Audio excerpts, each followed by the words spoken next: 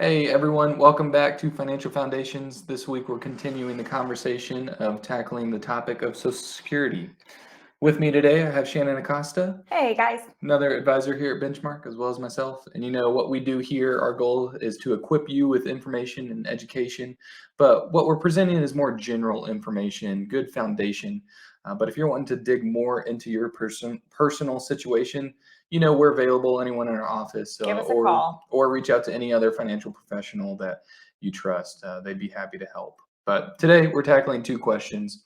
One, what are your options when it comes to Social Security? When you take it earlier or sooner, what does that look like? And then Shannon's going to help me tackle her question. When do you start? So, kind of a loaded question, a little bit to unpack, so we'll jump right in. But in terms of what are my options with Social Security, you have three primary options. You can take it early as age 62. You can wait till you're a full retirement age, which will vary for some of y'all, anywhere between 66 and 67. We'll dig into that next week. Or you can wait all the way till age 70. At age 70, they're going to force you to take it out, start taking that benefit. But those benefits look differently depending on when you take it on that spectrum. If you take it early at 62, Social Security is going to assess a small penalty to you. That's because you're taking that benefit earlier. They're not going to give you that full Social Security benefit that's been guaranteed. So your 100% full benefit is whatever you would get at your full retirement age. And that's sort of the base that we're looking at when you talk about these change in Yes, value. Okay. exactly. And that full retirement age is defined by Social Security itself, again, between 66 to 67. So if you take it early at 62, you're going to have that full benefit reduced as much as between 7 to 8% a year. So, and if you take it as early as 62, it can be reduced as much as 30% overall of your original benefit. So, something to keep in mind if you're looking to just, 62 is coming up and you can take it and you can get free money free. You don't necessarily, that might not be the best option. Shannon's going to walk through that as Yep. well. If you wait till age 66, 67, that full retirement age, they'll give you that full benefit that's been promised. And that benefit's calculated based on a algorithm that takes into account your highest 35 years of income in your working career that you spent paying into Social Security. So another reason to potentially wait, maybe you're at your peak earning potential right now and you're adding more into that algorithm, that formula. And so that's going to increase your Social Security benefit if you're on that higher end of income right now.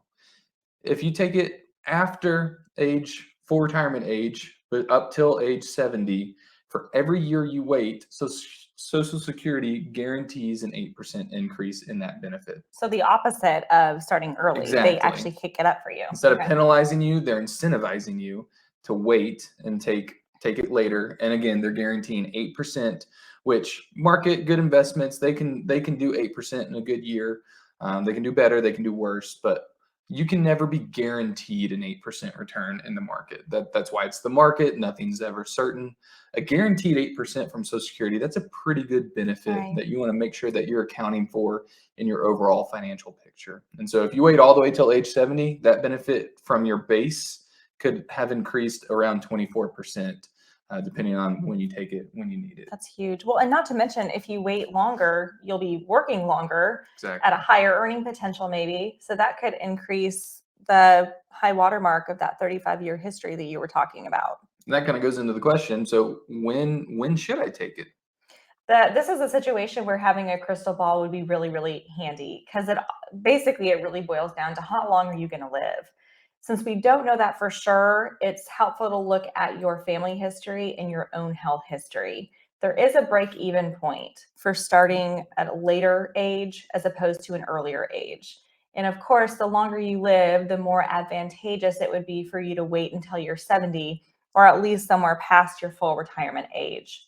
So if your family has a history of living till 100 and you're in great shape, you may want to wait until your last possible minute to make sure that that benefit is as big as it could get. You also want to figure out whether or not you need the money. Yep. If you're working and you're not at a deficit, you're able to cover all your bills and continue to save for retirement, there's really no need to start taking Social Security.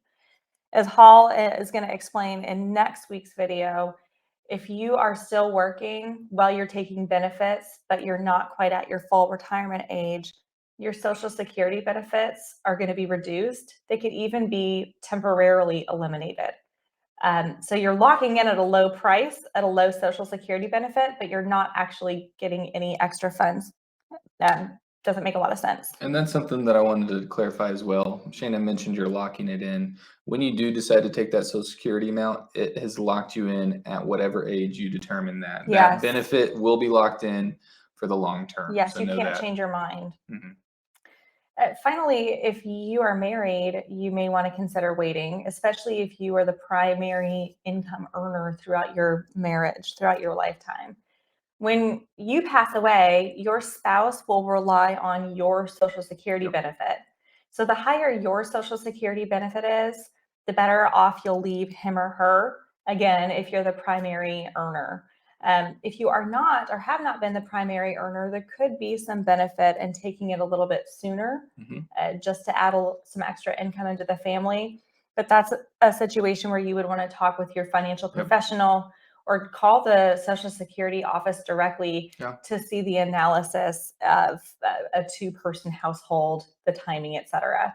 But big picture, take it if you really need the money and you're not working before your primary age. Take it sooner rather than later if you don't think that you're going to live very long, and take it longer rather than later rather than sooner if you're married and you are the highest earner and your spouse may need to rely on that income down the road if you're not here.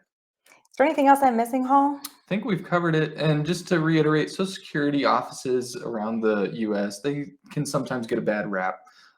They are more than willing to help you figure out all the ins and outs of these intricacies for your specific situation. We can help with the planning side of it, but for the hard numbers and where there's wiggle room or potential for more, give them a call. They're happy to help walk you through it and just give you more clarity. That's where a lot of good planning starts, is with clarity. So join us next week. We'll tackle a few more questions, and looking forward to it. Thanks, guys. Everyone. See you later.